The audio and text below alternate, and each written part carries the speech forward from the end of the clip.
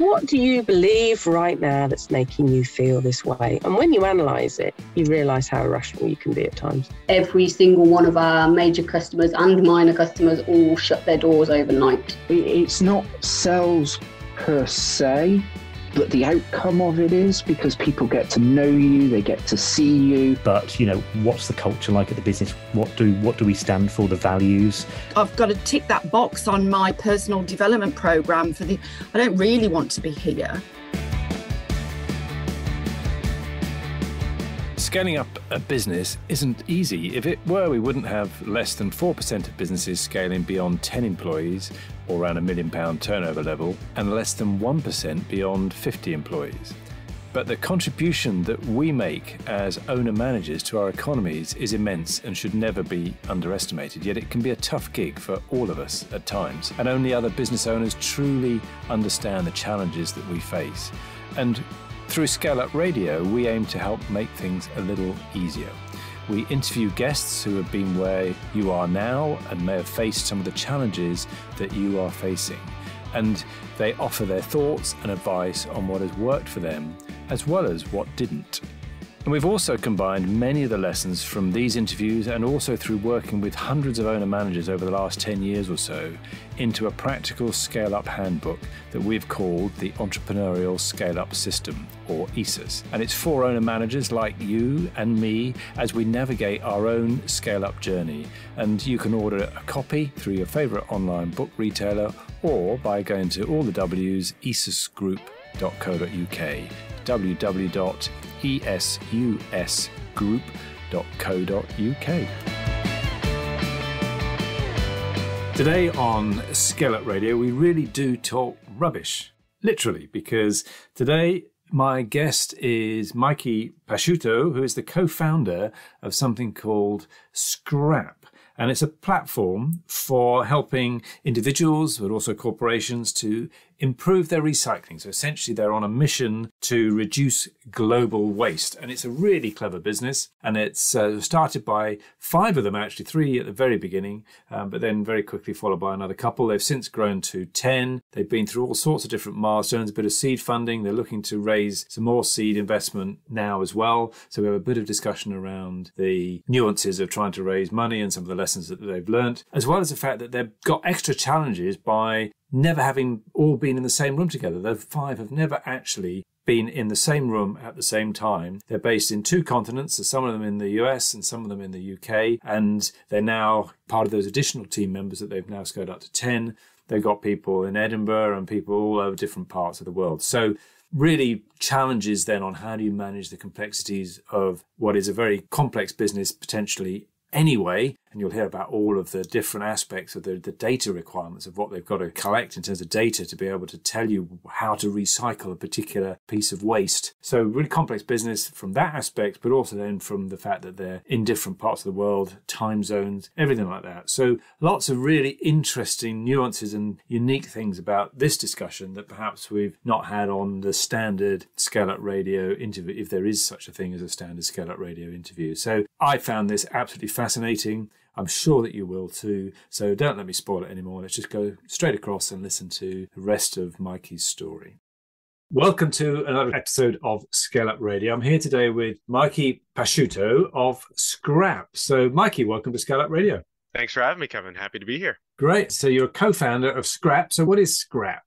So Scrapp, we like to say it's a platform that makes recycling simple. And the reason I pull the word platform is because it started out as an app, and then we're like, well, there's other directions we could take it. So like there's this base technology that basically will break things down to the point where you can scan the barcode on any item and you get a product specific and packaging specific, as well as location specific recycling guidance in real time. So there's no more questions of, oh, can I recycle this? You can, or you can't. But we cater that directly to you. So there's no more guesswork of, well, this person can over here, so why can't this person? We take all that complicated information and boil it down to a simple yes or no. Okay. And you're based in the States. Your co-founders are based in the UK. So does this work globally when you say take into account local requirements? Yeah, I've had a lot of conversations. It's funny. We have a language localizations table because I would say a bag of chips, y'all would say a packet of crisps. So Yeah. we had to get really like smart with the way we had certain terminology, with the way things are defined. So yeah, it does work globally. We're working on language support right now, so it will translate into any language so people can use it worldwide. All it needs is it can work in conservative mode, but basically what will happen when we don't have the local rules is it'll enter conservative mode. But if we do have the rules, it will actually be able to update your location in real time and what those corresponding rules are. So what's that conservative mode? So that's kind of like the default, is it? Yes. And it says, hey, like we don't know exactly what you can take, but here are the most common recycled items, like your corrugated cardboard, your plastic bottles, aluminum cans. It'll say, yes, those are widely recycled, that you can recycle them. Otherwise, like, the more fringe items, we just say you don't recycle them because we just don't know. And why do we need this? Because recycling is very complicated. That is why we need things. I know there's been a lot of messaging right now saying like, recycling is so easy, it's so simple, anybody can do it. There's three real big things that drive recycling: volume, simplicity of material, and demand of material. So when I say simplicity of material, that basically means like, I wish I had some soft plastics around me, but this is a good example. This bag, right? It is just normal LDPE soft plastic. Yep. This is one material. If you get a packet of crisps, they're usually many. There's that shiny layer on the inside. There's the exterior. They get complicated fast. Right. So if you can give somebody simple material in a high enough volume, they can recycle it no problem. Corrugated cardboard, for example, gets recycled nearly everywhere because it's a high value material, easy to sort, the market demand for it. And the reason you need us is for when things aren't as simple as a corrugated cardboard, like this goes to supermarket drop-off, not curbside, we can teach consumers in a readily, easy, and scalable way to learn how to become a recycling superstar without breaking the bank. Are there equivalent apps out there or systems out there? Yeah, if you're doing something worth doing, there's going to be competition or other people trying to do the same thing. What we pride ourselves on is that we based it on being able to do things in a easy, affordable, scalable way. We tested on over 1,000 users to get, what are their motivations around recycling? How do they recycle? What makes the most sense to them? And we tested with 3-year-olds and we tested with 93-year-olds to see what that middle ground was. So we really made an app that would work for everybody. And then also we actually took it to the corporate office setting. And we found some of their complaints where there's these smart bins out there that cost between $5,000 to $10,000. That has the robotics. It comes in, it sorts it for you. Right. It's just not affordable to them, and there's not enough of a return on investment. So we took the reason why I was talking about that platform a little bit earlier is we actually took the mobile app, ported it to an iPad, and we can retail them 80% less than the competition and provide the same service, minus the robotic arm sorting it for you. We teach your employees and your residents how to do it. They become better recyclers. You're not breaking the bank, and you're actually making money and saving money. So they go up to a point where you've got the iPad, that you've got the bins there, you scan whatever item it is you've got for the barcode, and it tells you which bin to put it in, essentially. Exactly. And that's actually customized specific to the office building. So we'll actually make it so the office building is separate of the municipality, and all the data that iPad is collecting is sent to a web portal. So now the company can report on their waste, ESG, scope 3 emissions in a very streamlined fashion. Again, not breaking the bank. So what got you started in this tour? And I'd be intrigued as well to understand how the three of you met. Yeah, so I got to backtrack a little bit. So I've studied abroad in a couple of different countries. I had a very good education. I'm very lucky for it. And I studied abroad in New Zealand. And the biggest thing for me is they drive on the wrong side of the road to me, as do you all in the UK. I drive on the right side, not the left. And flash forward, I get back from New Zealand. I'm in an Intro to Sustainable Engineering class. And I hear accents behind me, and they sound like Kiwis, but they're not quite Kiwis. Dan and Ev. Ev is a Welshman, and then Dan is from England and the UK.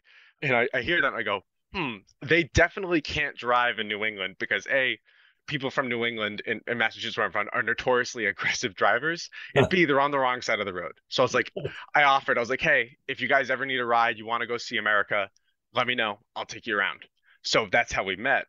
And our professor pitched an idea to us. He said, hey, you can either write me a 5-page paper for your midterm project, or you can enter a competition for a chance to win $25,000. I was like, I'm ready to write the 5-page paper. And they both grabbed me like, no. You're coming with us. And so we basically made the base version of Scrapp because we were walking around our campus, and we went to the University of New Hampshire together. They're the 5th highest rated by the HE Stars platform. They're a platinum rating. They're the 5th most sustainable institution in the country. They get an F on their waste score every year. So the fifth best in the country. I was going to say, what's this F? Surely it should be better than F if they're the fifth best. We said the same thing, and we actually did it's called the waste characterization assessment, which is fancy for we actually went into the bins and checked to see what was in each one. The recycling dumpster and the trash dumpster were completely identical in the waste that was put inside of them, which meant it was so contaminated there was no way the recyclables were actually getting recycled. And we had our light bulb moment and said, if this is happening here at the best of the best, what's happening elsewhere? And this was when waste was largely being shipped to developing Asian nations and just being thrown in the ocean. So that was kind of our why, to be like, oh, there's something to do here and there's something to do about it. And we really just step by step have been doing it ever since, and we're here now. Okay, so you entered this competition for $25,000. We did lose, flash forward, but we sent in the pitch to the Environmental Protection Agency in the United States as a joke, and our tagline at the time was "Recycle your crap with our app." And genuinely, it was clearly 3 college students were like, they're not going to take us. We got invited to pitch to the director of the EPA at the time because they found it the fact that somebody under the age of 40 years old was trying to innovate in the waste industry. They loved it. And they're like, this is actually really something we're having a huge problem with, because when we talk about recycling, 92% of it happens at the industrial and commercial scale. Only 8% of it happens at the residential scale. 92% we have largely figured out because I talked about that volume, right? We have the volume to capture, when Amazon is shipping out their cardboard recycling, thousands and millions of boxes and tonnage that they have, it's a good, clean market. You don't have to sort the material. It's there. It's ready. When you get to the consumer level, I have, vitamins. I have my souvenir drink cup. I have, soft plastic pouches. There's an eclectic mix of packaging in that 8% that is incredibly difficult to handle. And that's largely what we're seeing getting dumped into developing nations and oceans. And that's what everybody's really interested on, is changing consumer behavior or perception of recycling. Because ever since, 2008, it's been a slippery slope with the advent of single stream. How do you make money? How does a business model work? So this is where it gets fun. There's a lot of yarn. The app is free, and when people hear that, they're like, "Oh, it's just a free mobile app. They're never going to make money." The app is a free public service we provide because we're able to market brands' recyclability, because packaging is a huge field. We don't think about it. I know one cardboard company that turns over $2 billion in revenue a year. It's a huge, huge business, and they're spending all this money on their packaging. You think, Coca-Cola, how much they spend on plastic bottles, the branding, everything. And they want people to know it's recyclable and how to recycle it. And we charge brands on the back end to either submit their packaging and get data insights on the back end, or what our more popular program is we do custom bespoke recycling programs for corporate offices so they can hit their net zero emission goals for waste. And the interesting part, so for those who are sustainability aficionados, when you're doing your ESG waste reporting, tying positive environmental impacts to employee engagement at the same time is really powerful for an ESG portfolio, especially on the Scope 3 side. And that's what we specialize in. I noticed on the website that you built in some gamification into it. So is that how you're doing that with the employee engagement? Yes. So we did a closed study on 2 different businesses. So we managed to reduce contamination, which contamination is the wrong item in the recycling bin, by 93% and double the amount people recycled, increased engagement by about 88%. And what we do is we were showing people that recycling actually works and good things happen when you do it. And with that closed study, with the avoidance of contamination fees, we actually saved an additional 3,000 pounds. So the solution pays for itself. There's no high barrier to entry, solar will pay off in 7 years. You pay off within the first year of the contract. And how we're engaging people is every time they scan something, we pull plastic bottles out of the ocean. So saying, hey, even if recycling goes wrong, say something gets contaminated, the facility rejects material, we're making sure material that does get rejected is by sure not going to end up in an ocean, for one. 2, we also allow them to pick charities of their choice that they can support. So every scan supports charities that the company sponsors. So you're tying that action into good outcomes. Because we actually, during this 1,000-person study, we asked them, we can either pay you or we'll donate the money to charity. Take your pick. 96% of people said just give the money to charity. you don't need to pay me to recycle. Because frankly, the amount of money you can put on a deposit scheme, like you might hear like digital DRS and some of these other things coming around where you're talking about, can a consumer get paid to recycle? You can't put £3 or 50 pence on a single item. It just doesn't economically make sense. So the payout isn't worth the effort for a lot of people. That's what we capitalize on once you put that altruistic lens on. They did a study on giving blood and donating blood in the United States. They offered to pay people or just ask them to do it out of the goodness of their heart. People who did it out of the goodness of their heart kept coming back and back. The financial return just wasn't enough to trigger that. People want to feel good about the things they're doing. And that's what we think gets mislabeled a lot with recycling. It's not necessarily dollars and cents to the consumer. It's good things happening for the planet because it's just such a simple everyday act. Yes, you feel like you're doing the right thing. Exactly. But when you put a price on it, it's like you immediately take that away from them, where it's like, now this is a transaction, and somebody going 20 pence to go to Tesco's to have to drop off these, I'd rather just throw them away and go on with my day. That's the trade. You either got to pay them really, really well, or just don't pay them at all and ask them to do it out of the goodness of their heart. Yeah, brilliant. So when did you set the business up? So we started out back in 2019 now, September of 2019. And we filed and, made an entity in the summer of 2020. So really it was our college passion project up until 2021 that and then from there, we've all said, hey, this needs full-time attention. So, sometimes we work odd jobs, but largely now we've all been full-time for like a year, just pushing forward, developing new innovations, the separation station, and pushing forward. And can you give us an idea of the scale that you're at now? Sure. So right now we started as a team of 5 like co-founder level positions. There was me, Dan, and Ev. And funny enough, my nickname at the company is the glue. Sometimes I'm kind of the glue that keeps people together, because our 2 technical people, our CIO, I call him Scarfo by his last name. He was my high school physics partner. The 3 of us were. I was a mechanical engineer. Dan and Ev were architectural and civil. So none of us could code. Like it just wasn't in our framework. Yeah. And then we're like, do we know any coders? And I said, I know a guy. Him and his roommate wanted to do a startup, and they're like, hey, you guys actually do the business, which is great because we just want to code. So that's how we have our CTO and CIO, is they're both, old friends of mine. So it all kind of came full circle. So we were that core team of 5. We've had, college students come and, do internships with us too. But now we're around a team of 10. So we've doubled the team in size, and the only money we've raised so far, we're in the middle of an investment round now, but the only money we've raised this has been built on about $113,000 USD. So we've made a global recycling platform for less than some cars.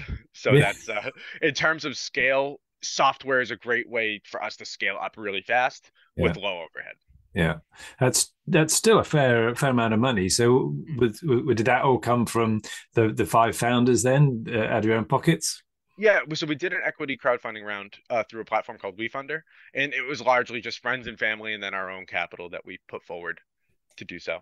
Very good. And what sort of reach you got 10 people in terms of ScaleUp, but what sort of reach or some sort of proxy for size can you give us? So some of our current customers were actually on the edition of The Economist. If you look, not in the press side, we actually handled, because there's a Royal Mail regulation where there's a certain label size that needs to ship. But the problem with the label size needed to ship is it takes up half of the front page, which for a magazine, that's not attractive at all. So they have to put a piece of paper with a label and then a plastic bag to protect it from moisture, not the label, but the magazine. Yeah. And soft plastic recycling is not available from curbside. I think like 95% of communities in the UK cannot recycle soft plastics from the curb. So they have to go to a supermarket. That's one application where the mobile app comes in handy. We do work for The Economist, both now on the back of their editions to teach people how to recycle the item correctly. And now also we're rolling out a separation station in their office setting. Another customer would be British Airways. We work with them on their office side as well. And basically a lot of our customers at the moment have been the commercial side on ESG sustainability for the separation stations. We've had a couple of universities as well. Our alma mater, UNH, does have a separation station as well. And we actually are just now going out into communities and talking to communities to roll out Scrapp at like, a 1 million resident capacity and see that usership and so on and so forth. Because the data insights are really, really important. And when we talk about user data too, you have to be cognizant of, I don't know who is scanning what. There's just a basic GDPR and just a human right to not know what people are consuming and scanning on a regular basis.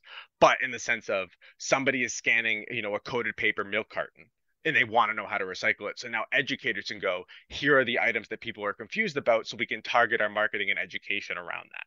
That's what's really important. And then also, so brands can see, is their packaging actually getting recycled and in what manner? That's what's really important. So that's the customers we're branching into once we achieve like that critical mass. We're sitting at around 11,000 downloads right now, and that's just purely organic growth. Zero marketing spend. It's all been grassroots. So everything has been grown ground up. So that's kind of our reach right now, is we have a pretty good user base in both the US and the UK. And then largely on the corporate office side of things, rolling out pilots, rolling out programs to teach their residents in-house and their employees how to recycle correctly and capture that data for ESG reporting. What's the legacy that you want to leave with the business? I think the legacy we're really looking to leave behind is we just want to make recycling a bit more transparent and just ultimately simple. I think the waste industry, so I actually serve on the Solid Waste Association in North America. I'm their communication, education, marketing technical division, like their young professional. There's a huge age gap right now in the solid waste industry. If you had told me I was going to get a mechanical engineering degree to go play with trash all day and then assign it, I would have told you, I'm like, and that you're going to be doing this trial where you're going to be trawling through the waste bin, the recycling waste, and the other way. I could just picture you up to your armpits in waste. It's like we have a laugh at my house because my sister works for Raytheon Missile Defense. She's a literal rocket scientist. She's an electromechanical engineer, and my parents are like, yeah, Sabrina's doing rocket stuff, and Mikey plays with trash. It's fun, but they're fully supportive and they love it. But the dichotomy is hilarious because we both have engineering degrees, both did well in school. It's just I chose to choose solid waste, and it's actually turned out to be a very noble, well-paying profession. Like there's a lot of people in the industry that want young talent to come in. So I guess my legacy is I want to show people with the company that recycling can be fun, it can be young, it doesn't need to be old and archaic. Like there's a lot of new innovation coming into the industry where it's a very respectable sector to work in. I know this might have happened in the UK, but they used to point back in the day and say, you don't want to be a trash guy, you got to stay in school. Meanwhile, the guy who's driving the lorry is making more than the principal at the school. It's there's just this stigma that I kind of want to clear up about the solid waste industry and just show that it's not like this dirty, evil industry that was run by the mafia like it used to be in the United States. It's genuinely an industry that serves for our benefit because we're never going to stop throwing stuff away. It's just not going to happen. It's now showing that there is no away. There's repurposing and a huge infrastructure behind the scenes that operates like a commodities market on we trade corrugated cardboard the same way people trade gold and silver. It works functionally the same. It's a very interesting profession to be in, and that's kind of the legacy I'd want to leave behind, is showing people that this is a good place to be. Yeah, I can see, you can really see your passion coming through. So, you kind of answered it already, but what is it that you love most about what you do then? Every day's new. We joke about that in the solid waste industry all the time, is we'll say every day's a new day. Even sales reps will go to sell in other industries and come back 10 months later and they said, I just love this industry a lot more because everybody does things differently. There's different approaches, and there's certainly wrong approaches, as there is in any industry, but there's many right solutions. A big issue with recycling, right, is we've got it down really well in cities, barring a few contamination issues, and education issues. But the difficulty in the new horizon is rural recycling. So in the countryside, right, everything's disconnected. Your cost of collections is significantly higher and you're getting less volume. There's a big challenge we now have, is how are we recovering these materials from really distant areas? And how are we going to reprocess them and establish facilities? So you need to have smaller, more agile facilities against, these big gargantuan facilities that process 46,000 tons in an hour. It's definitely going to be a new forefront, and that's what really excites me about the industry. It's what kind of keeps me in, is everything's new. They just now in the past 3 years we're proving AI systems in recycling. I never thought AI would come to the solid waste industry, but it did, and it's doing really well. Very good. So take us back then to the start. So the five of you get together. You decide you're going to do this. So, well, what were some of the challenges along the way of those early stages? I think challenges definitely is. I know there's a big talk a lot about getting investment when you're a first-time founder versus a second-time founder. Second-time founders, your namesake almost raises for you. It's like they've done it before. I know they can do it. Luckily, I grew up in a small business. My grandfather immigrated over from Italy and started his own manufacturing business, started sweeping the floor.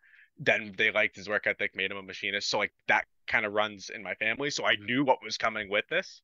But getting started out, a lot of it is trial and error, and definitely if there's any young startups out there, get an advisory board ASAP. Okay. Get distinguished professionals to look at you and go, I wouldn't do it that way. I tried that a while ago. Like that experience, if you can prove you have an advisory board behind you that has that 80 years of experience, you are going to avoid a year's worth of mistakes.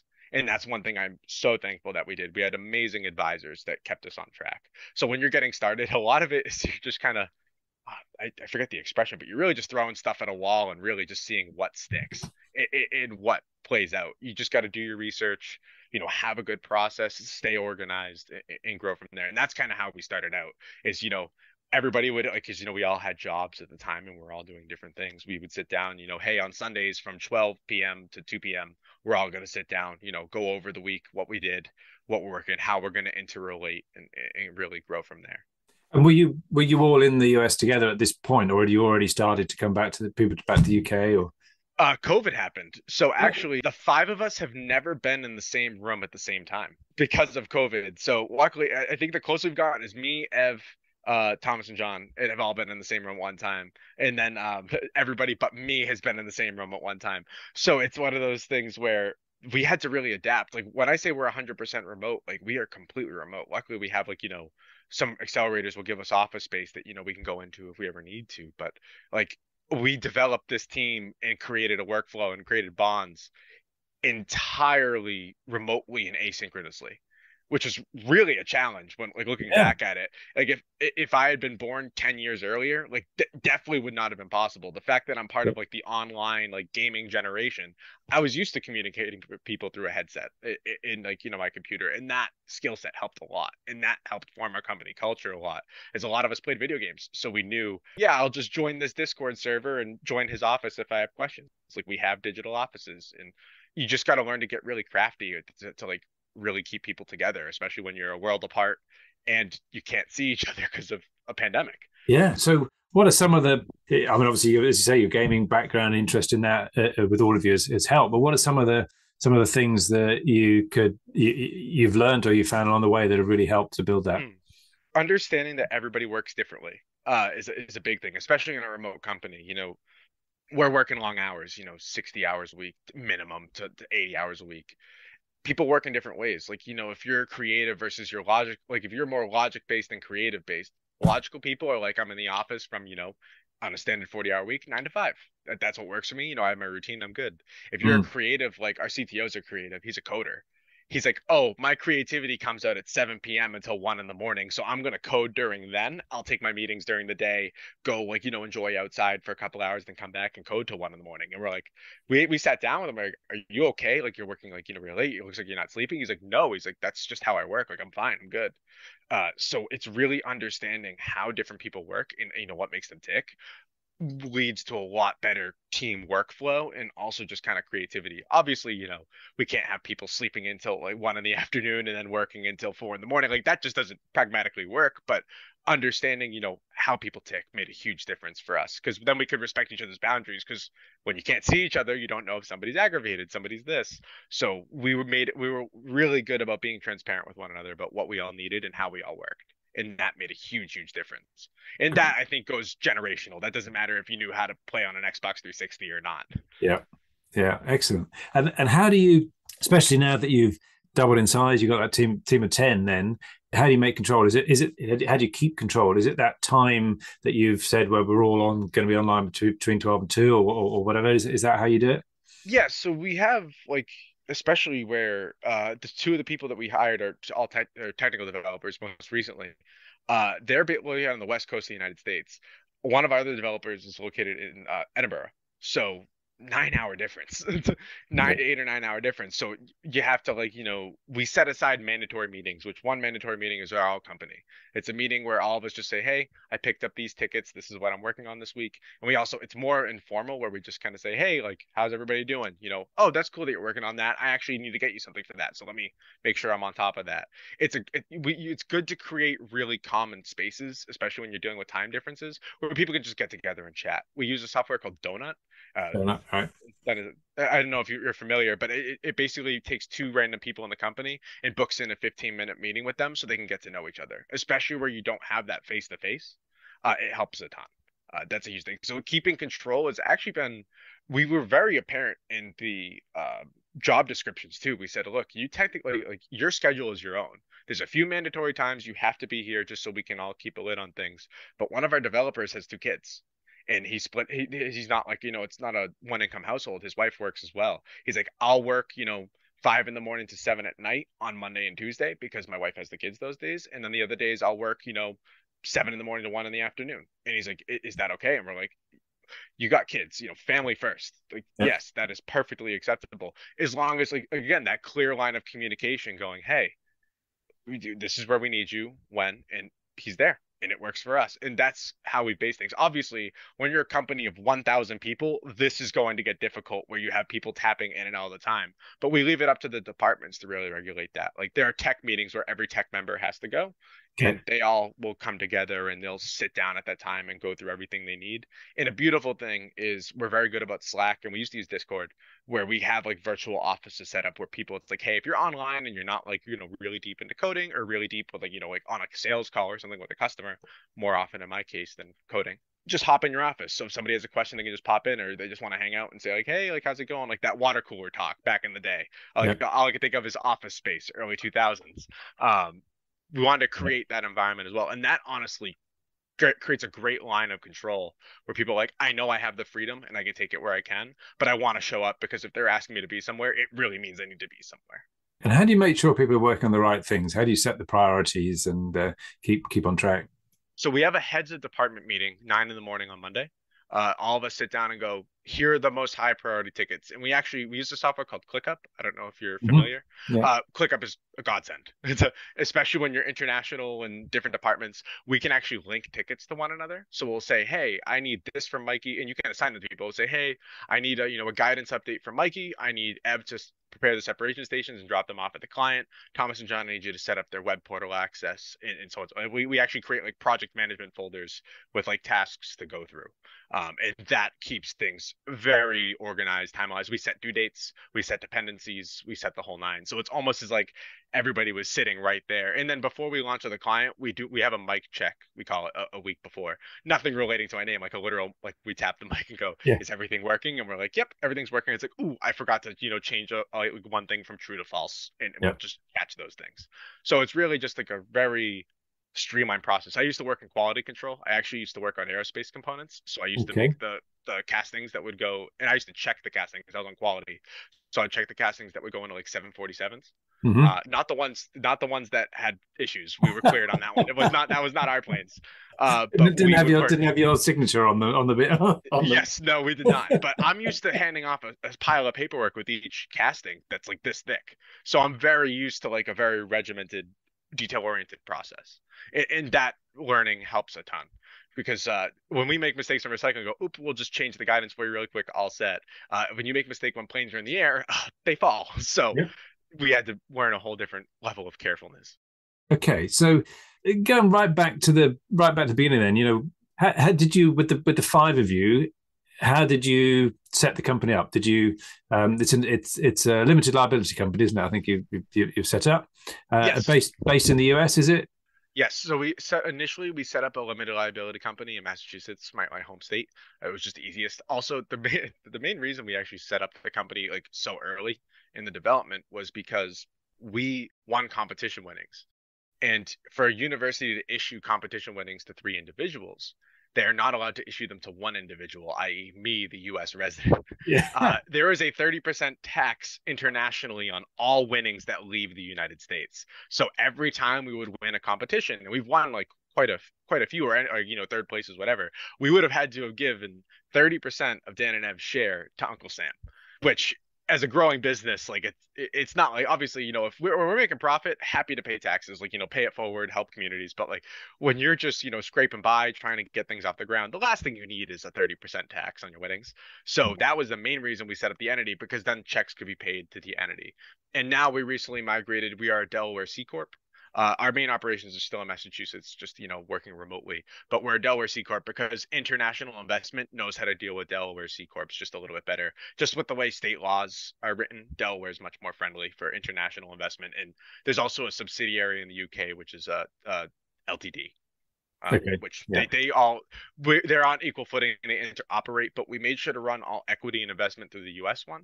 That way, eventually the plan is to kind of where it's going to, we have a global impact. We're just going to have like a global company, and then each one just has basically has a subsidiary as a DBA. So there's just the ability to do business in that company. And how did you agree on the shareholding? We've been pretty on the shareholding. Like it's largely been, hey, we're all working on this together. We actually immediately set aside 10% for fundraising, and the fundraising comes out of that pool. We also set aside an additional 10% for an equity incentive pool for future employees. And then largely it's split almost evenly 5 ways between me, Dan, Ev, Thomas, John. There's a slight discrepancy between Thomas and John because they came on a year later, but it's not much. It's largely just an even split because we knew what the nature of what we were building, it was going to be 7 years before it was like a real big business. It's not like you launch a product, like, not insulting anybody who has a product-based business, but, you make the product, you start selling, you start seeing revenue, you can grow.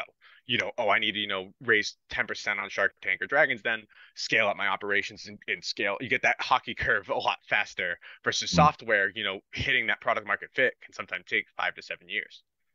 And luckily we hit product market fit just around now, which is just about 3.5 years. Yeah. Almost 4. So we knew we had a long ride ahead of us. So we weren't really, I wouldn't say stingy is the word, but we weren't like super like grabbing onto our equity. Like we got to protect it as long as it was in director control of people who were willing to, work and grow the company. We were content and happy with that. And how have you protected yourselves about, what one of you maybe at some point decides they want to go their own way or whatever? How have you set that up? So luckily, we've had some amazing counsel. We were part of UNH had an entrepreneurship center, and one of our advisors, Ian Grant, was the director of that. And we had lawyers that would come in and speak and say, "Oh, here's how you should structure things." We have a full operating agreement. We have a 5-year vesting period for all the directors. So my vesting period, I think, ends in about a year's time. But basically, we were all given this percentage. It's like, look, if life gets in the way, like obviously having a startup is not for everybody. Completely understand. If life gets in the way, you need to step back. Any equity you had vested at that point, you keep. The rest goes back to the company, and it's yours to have. And then have a good one. Like enjoy. Like do whatever you got to do. Like we were very like judicial and fair about that because you hear the horror stories of people who didn't do the due diligence on their operating agreement and so on and so forth. And luckily, that's why we've kept everything in one entity, just because it keeps things a lot neater, especially because if you start giving away equity of subsidiaries, which investors don't like that, and then even employees, it just gets complicated really quick. So we really simplified it down to the parent company runs all the equity, everything's adherent to the operating agreement, and any incentive programs we're planning to run through a platform called Carta, and then there will be like, your standard, your cliff to 2 to 3 year vesting period for equity in the company. No, that sounds really good. So what have been some of the key milestones along the way so far? I think our biggest milestone was our first customer. So we pivoted, like our first customer on like not like a pilot scale, like a genuinely signed on the dotted line, was National Grid in the UK. We actually signed with them back in August. And that was after our pivot. We just had made the separation stations at that point. It was actually at their request. They're like, could you do this for an office? And app-based stuff for offices is quite tricky, especially when you get into white labeling. It can get really expensive really fast. They always said, what if we don't white label it, but we'll brand it to what you want? And they said that would be lovely, actually.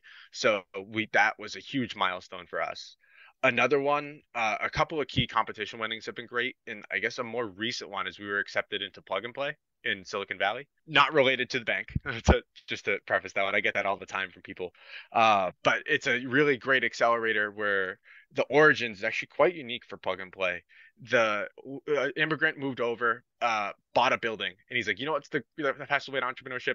Did the same thing my grandfather did, bought a building, and not necessarily a landlord, but like he bought an office space. And he had so much extra office space, like, oh, I'll just lease it out to small startups. This was like when Silicon Valley was just starting. His first two tenants were Google and PayPal, and they didn't want to pay rent anymore. So they said, can we just give you some small amounts of equity instead? Oh, you're this joking. This is before they were huge. And the guy said, sure, why not? I mean, what's the worst I'm going to lose? I'll gamble with it. I mean, you guys aren't causing any inconvenience anyway, because this was back when Google had 5 employees and PayPal was like the original 8, I think. Needless to say, he doesn't need to work anymore, the man who owns Plug and Play. But now it's a huge area where it's like the building's like lucky. Like, every university has like the mascot where you rub the nose on the mascot for good luck. Yeah, he's basically Plug and Play is that. It's a really cool place where they bring together entrepreneurs in different verticals. I think they host like 600 different businesses a year that go in, and they help them get investment. They help coach them up. They help them hit product market fit faster, improve the business. And it's a really prestigious. It's almost as prestigious as Y Combinator, I would say. And we recently got into that program in Silicon Valley.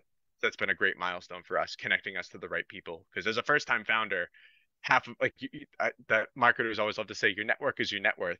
That's a big thing. When I'm 24 years old, I don't know people who have been in the industry for 40, 50 years, like some people who are a bit older and have been around for a while do. So it's been really, really helpful and a huge milestone for us. And you mentioned a couple of fundraising rounds, or at least you're certainly looking now. So what have you learned about that side of things? However long you think it is going to take, double it. That granted, we grew up in we grew up as a company in like a very booming economy where everybody was like startups. Like this was back when crypto was like on the big boom, so people just thought, oh, technology, I throw money at it and it spits money out. Like this is great.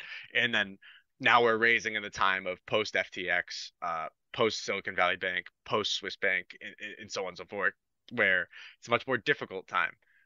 Luckily, we're our books are good. We're very lean. Like in other businesses, we don't have a crazy overhead. So largely what we've been learning is just getting in touch with the right people, sitting down for in-person meetings, having these conversations. Luckily, our CEO, Ev, is a financial guru. He is much better at books than I am. I'm basically the walking recycling database. I do a lot of that stuff. And he's very diligent about the investment. And what I've learned is getting into conversations with the right people. I think 98%. So there's 2 really cool statistics I'd like to share. 98% of funding in climate tech went to Series A, not seed or pre-seed. So if you're seed or pre-seed, like we're seed, it's going to be tough. Like you see all this money being invested, you're like, why is it not coming to me? It's not you, it's the stage of your company. Yeah. Don't take that to heart.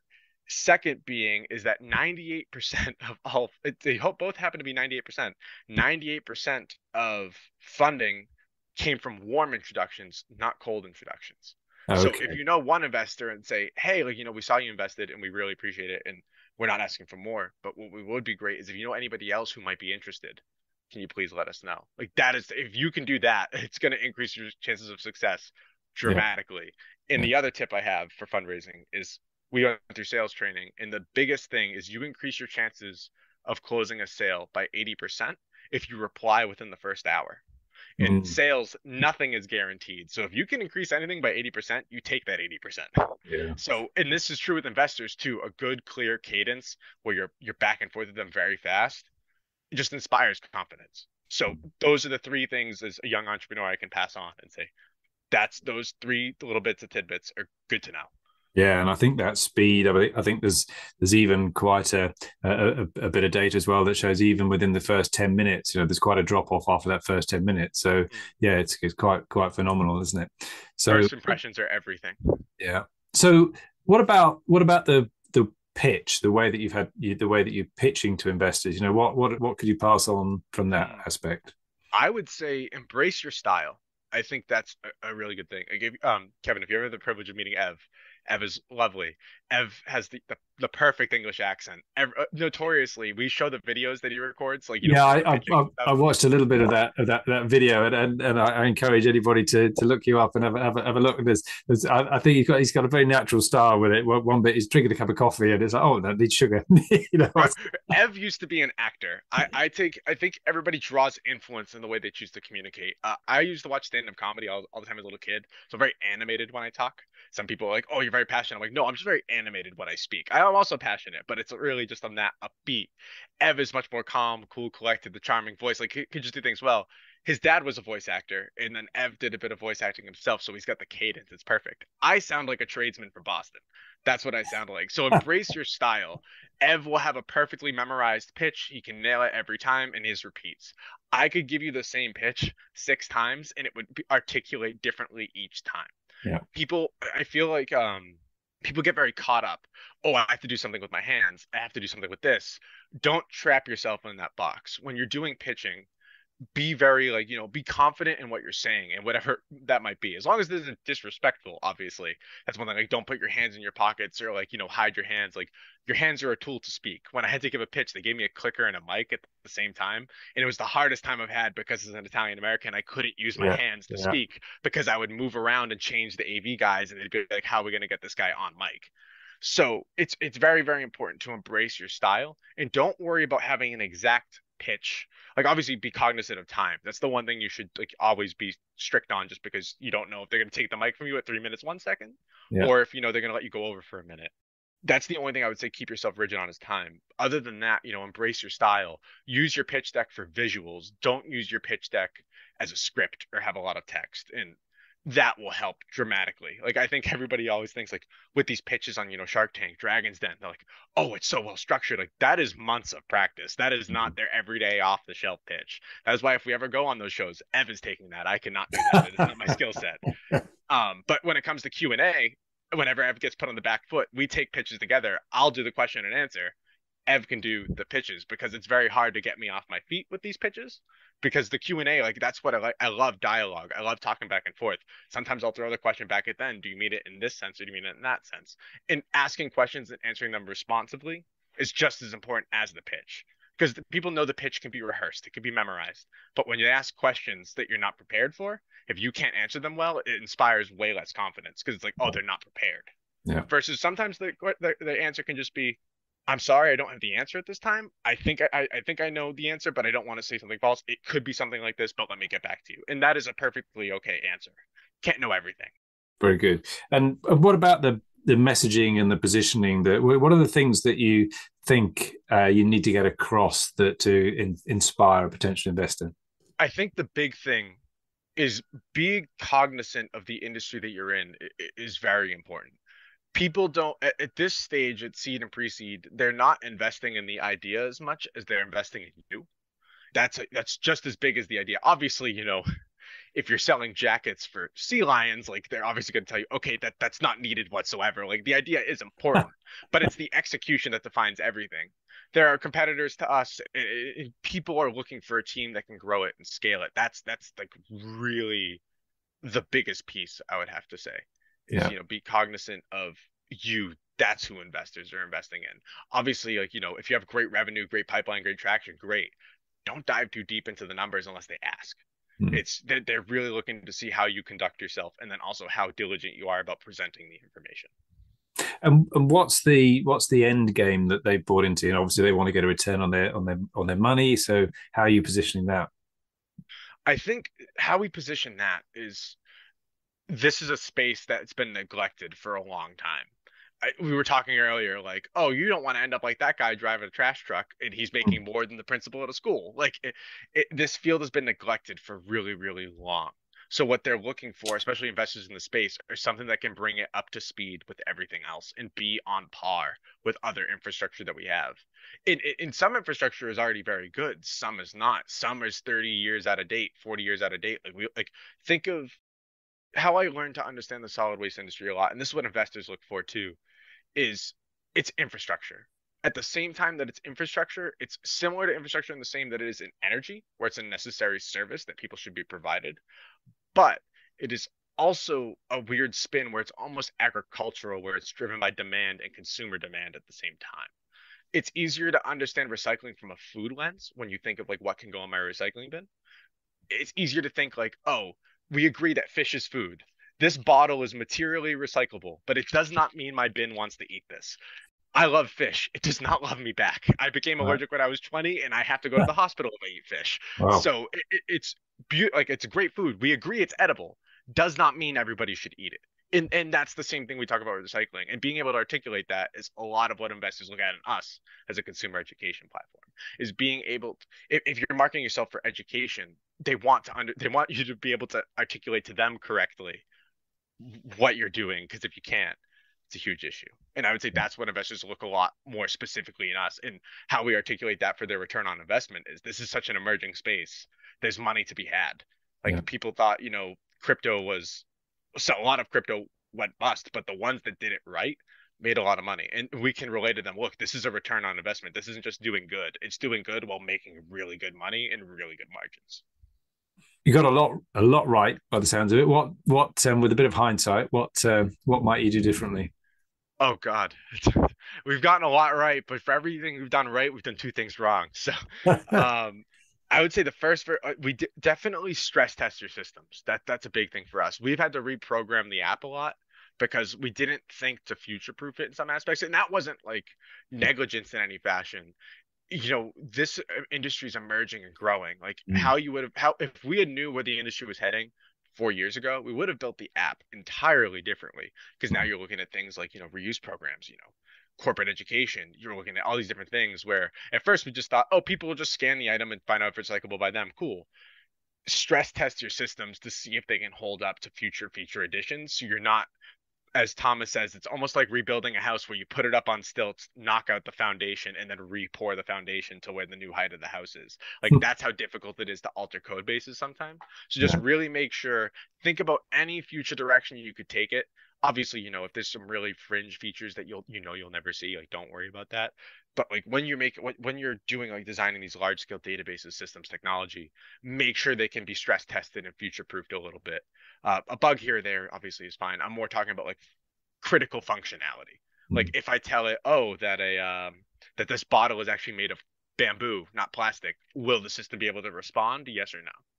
And that was a learning we had, is, we have to make materials and shapes dynamic so you can have infinite combinations, so to speak. That was a big thing we had to learn.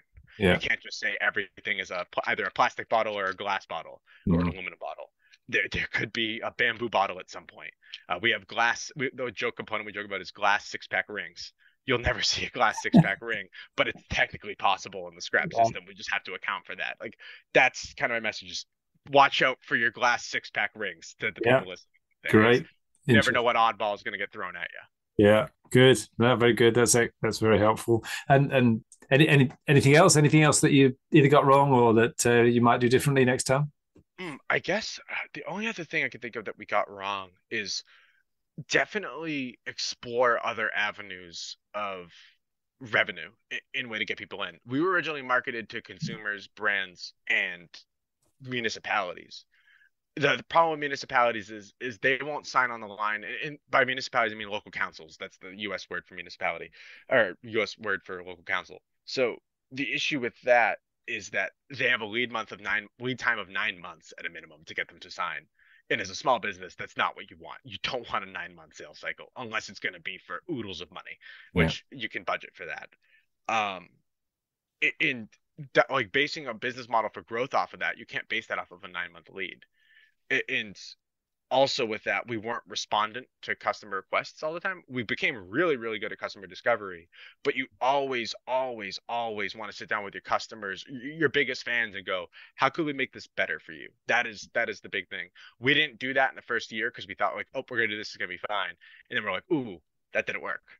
Plan B. And that's the big thing. Customer discovery and customers are the lifeblood of your business. People will switch if you're not doing a good enough job. Luckily, we have not had that happen, which is great. We've done a good job of customer discovery and customer success. But make sure you're sitting down and really interfacing with your customer and really understanding what they need from you and why.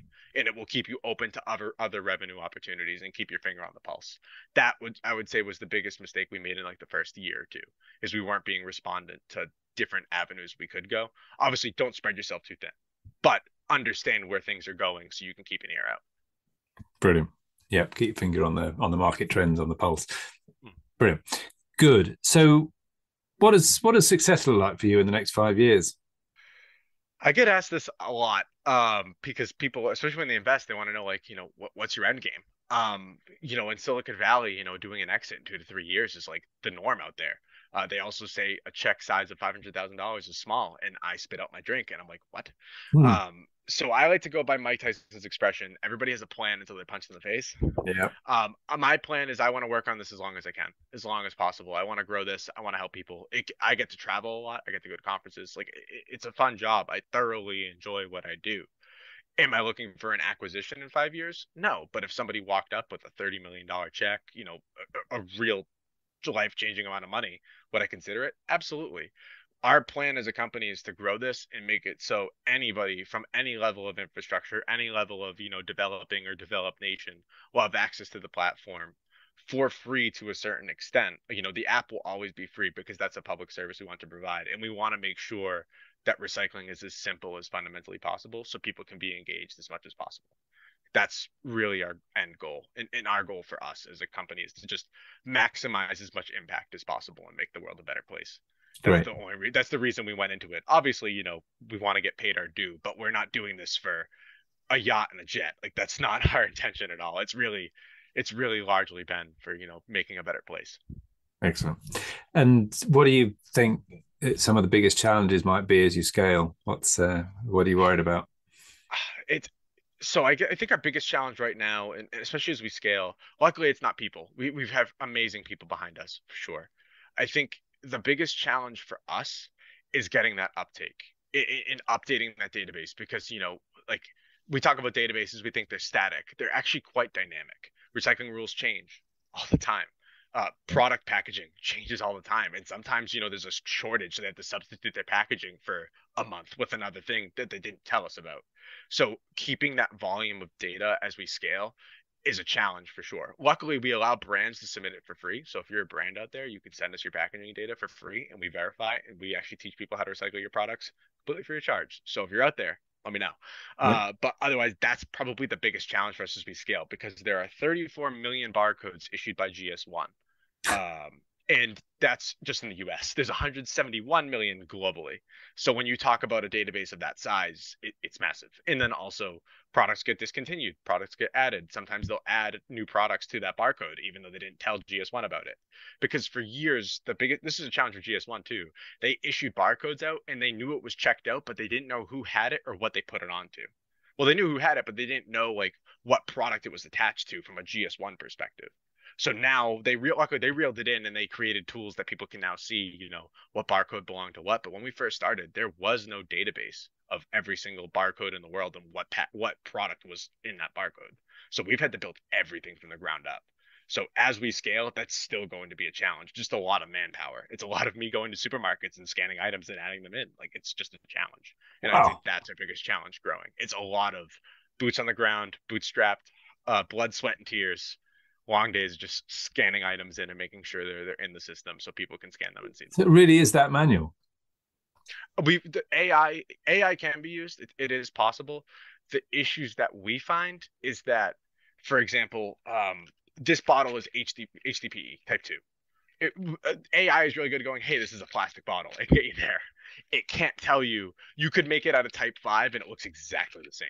So AI is possible to, like, do that. But for a data quality perspective, you need a very large database to do it and then train it. If you have visual representations and, like, infrared scanners, like, which they do at, like, material recycling facilities, there's great companies out there like Grey Parrot, AMP Robotics, and Grey Parrot's actually based in the UK. That'd be very interesting to talk to because they've grown rapidly. They basically use AI and computer vision to detect with thermal sensing, and they can do that. I don't have that level of equipment, and nor will the consumer. So that's the issue, is we needed to make something that had to be data-driven, not AI-driven. So it is possible to do some things with AI to simplify the process. I do some stuff from spreadsheets with just product images from online, but it's difficult to, really accurately get down to business with what this is without being there. Good. Well, this has been absolutely fascinating, and I feel like I've barely scratched the surface, really. I think there's a lot more that we could talk about, but I'm conscious of the time. Are you up for a couple of quick fire questions just to finish us off? Absolutely. I watch Family Feud all the time. Love me a good lightning round, so let's do this. Good. So if you were to go back to your younger self, what advice would you give yourself? Oh God, I think my younger self did not have long hair and a beard, nor know what direction they were going in. So I would have definitely told them, stick to your guns, work hard, don't worry about engineering school and fluid dynamics. It's hard for everybody, and just keep on trucking, and you don't know where life's going to take you. I'd say that's what I would tell myself if I was younger. Excellent, great. Any books, podcasts, or other resources that you'd recommend people look up? I think obviously here is a great one for starters. I have a good friend. His name is Corey Connors. If you're interested about sustainable packaging and what is going on there, he's interviewed with TerraCycle, Tom Saki, in the whole nine. Sustainable packaging with Corey Connors. If that field interests you, it's really great. And it's not like I get quite technical sometimes. He's very high level and then brings it in, so it's something for everybody. I think other great podcasts. If you're a science nerd, Huberman Lab is great. I think it's great. It talks about brain chemistry, how your body works, right. But that is PhD level research. So like I said, if it's for you, and then How I Built This with Guy Raz was also really cool when I was first starting out, when I didn't know what entrepreneurship looked like, because I grew up in a developed business, not stage one in a basement, working 16 hours a day. So I think that's a really great podcast as well. Excellent, very helpful, thank you. You've already mentioned a couple, but what apps or bit of software do you find particularly useful? I think a big one. It's not an app actually, but it's my Philips alarm clock. It's light based. It's not purely sound based. So if you wake up with soft light instead of a glaring sound, you actually have a much better like rhythm throughout the day. In New England, sometimes the sun won't come up till like 8 in the morning. So like if I have to be up for a 6 o'clock meeting, I'm dragging my feet because I haven't like truly woken up. It wakes you up with like sunlight, so to speak, and then sound. That's been a game changer for me, especially in the winter when it's not nearly as beautiful out as it is now. So that is my one tidbit. I'm not a big productivity app guy. Do love Google Calendar though. Biggest thing. Google Calendar, Apple Calendar, whatever you choose. Having a calendar. I made fun of my parents all the time when I was a little kid. Like, why do you need to check a calendar? Why don't you know what you're doing? It helps. You have so many meetings in different places at once. It keeps things very organized. Brilliant. And you mentioned Donut, didn't you, early on as well? Yes, that's a great way if you're trying to get a good remote work culture. On that side, Discord if you're looking for something free, Slack if you're looking for something more like data secure and business professional. That's also a great thing. And Donut integrates right into Slack too. So great way to keep like an office water cooler culture without getting without artificially creating it, if that makes sense. It feels very natural, a very good flow. And you don't need to be a computer scientist to figure it out. It's very easy. Brilliant. Good. Who's had the most influence on you? Well, I'd have to say professionally, Corey's definitely up there. He's definitely taken me under his wing and showed me the ropes. Definitely one of our advisors, or all of our advisors really, but Rob Sherrard, one of our advisors, sits with us every 2 weeks and goes, hey, how's sales? How's growing? He grew his own company and just recently he's going through the process of acquisition and so on and so forth. So he's been really insightful about like, oh yeah, I remember when I was at that stage, we did this. Like any advisors, family too. Family biggest, influences on us, period. Whether they teach us what not to do or what to do. They've been awesome. And they're all my family has been incredibly supportive. Like whenever Ev comes over from the UK, he stays with us for like a month and he comes and hangs out and they'll get us to and fro and so on. Very influential. And what's your most successful marketing tactic, way of generating new customers? I think the biggest one is word of mouth. I would say the second would probably be, I'd have to say, probably things like this, where people just hear you, get to see you talk.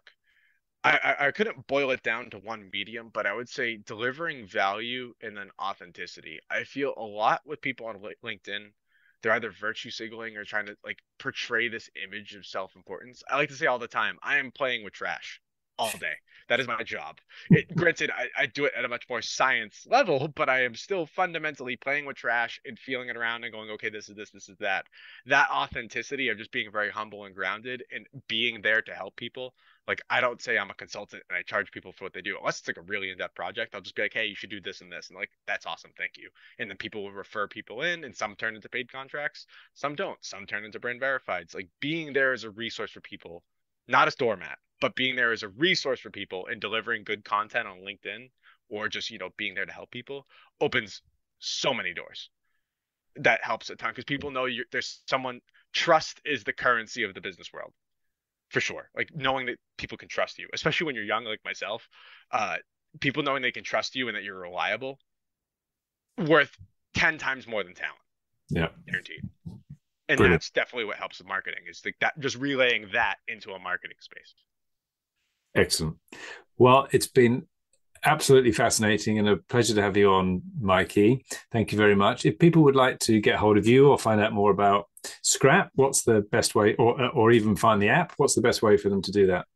Sure. So we'll start with Scrapp first. The best way to get with Scrapp is either through our website, which is www.scrapp, S-C-R-A-P-P. It's Scrapp and an app. It's pun. Recycling.com. So RECYCLING. And that's funny enough. It's how we got a trademark, is the pun. So dad jokes do work. And second, to get into contact with me, feel free to reach out with me on LinkedIn. I'm happy to put my email too, Mikey@scrapprecycling.com. It's really easy, just my first name. And I'm always happy to answer questions, whether it's about the app, whether it's just about recycling, or just sustainability in general. I studied sustainability in college along with engineering. So I've done it in advancing ecosystems in New Zealand on wetlands for birds. I've done it in a corporate setting. So I kind of studied all around. So happy to just be a resource for people to help. Super, brilliant. Mikey, thank you very much indeed for being my guest today. Thank you so much for having me, Kevin. Absolute pleasure. I hope you enjoyed that discussion, and if you're building and scaling your own business, you might well be interested in our book, The Entrepreneurial Scale-Up System. And it's exactly what it says on the tin. It's a practical handbook around scaling a business in a structured way. And you can order a copy on all your favorite online retailers, including an audio version, or you can find it and other supporting resources on our website, www.esusgroup.co.uk. That's esusgroup.co.uk, which is esusgroup.co.uk.